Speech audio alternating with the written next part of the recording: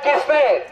խոսում է երկդաշինքի կողմից Երևանի քաղաքապետի թեկնածու առաջադրված Նիկոլ Փաշինյանը։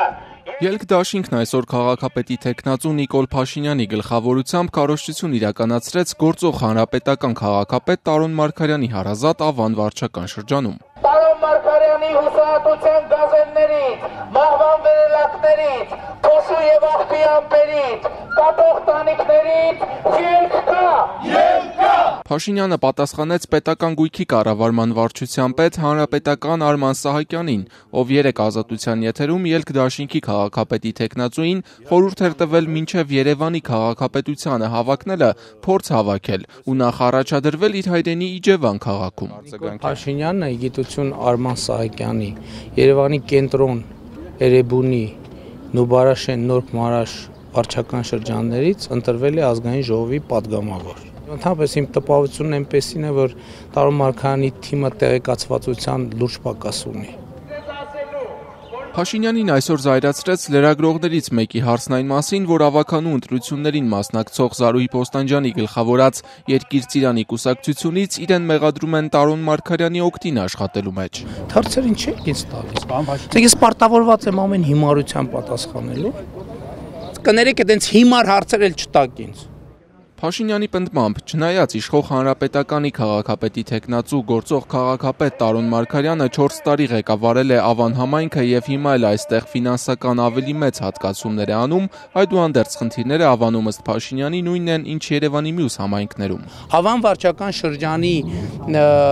ուղևորները նույնպես կռացած երթևեկում են հուսահատության գազելներով եւ այդ գազելի գծերից մի քանիսի տերը Տարոն Մարգարյանն է եւ նրա ընտանիքի անդամները եւ չեն պատրաստվում Ավանի մնացած պետական շենքերը սեփականաշնորհել, ինչպես Տարոն Մարգարյանը սեփականաշնորհել է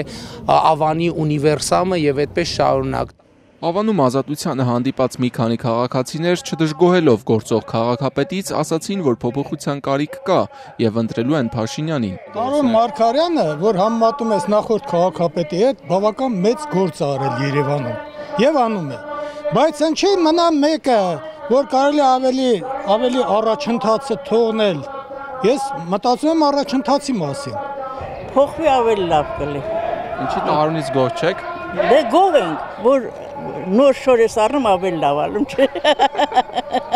Այդուհանդերձ մեզ հանդիպած ավանցիների մեծ մասը պնդում էր, որ գոհ են Տարոն Մարգարյանի գործունեությունից եւ պատրաստվում են նրան ընտրել։ Տարոն Մարգարյանը անում է Ավանի համար ամեն ինչ։ Չէ, փոփոխել է 6 տարվա մեջ, որ դուք զգացել եք ձեր կյանքի վրա Տարոն Մարգարյանը։ Ասեք ինչ։ Ասենք Ավանի այս քաղաքի, ասենք ամեն ինչը։ Ինչ կոնկրետ է, ինչ որ աղբահանության հարց, տրանսպորտի հարց լուծվել են դրա։ Տրանսպորտին նա մի քիչ կաղում, բայց կլուծվի երևի։ Թեկնածու չկա, որ ասենք Տարոն Մարգարյանի պես կանա աշխատի։ Մի քաղաքացի էլ բերելով խորհրդարանական ընտրությունների օրինակը նշեց, որ ընտրում է ընդդիմությանը, բայց միևնույն է նրանց թույլ չեն տալիս աշխատել։ Մեկ ընտրել եք, բայց թողելու որ աշխատի։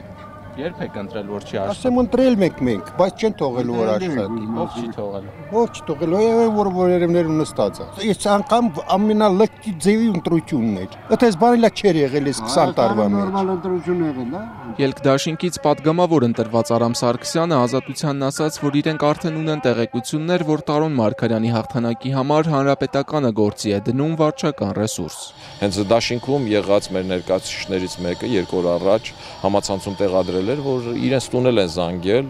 թե դպրոցի ուսուցիչը, որ պարտադիր Տարոն Մարգարյանի հավաքին գաք եւ ներկա լինեք, թե մանկապարտեզում երեխայի դաստիարակը, որ անպայման Տարոն Մարգարյանը գալու է Բաքու, այդ հավաքին ներկա լինեք։ Այսինքն իշխանությունները այդ խնդրում ոչինչի առաջ չեն կանգնում։ Երևանի ավականու ընտրությունները տեղի կունենան մայիսի 14-ին։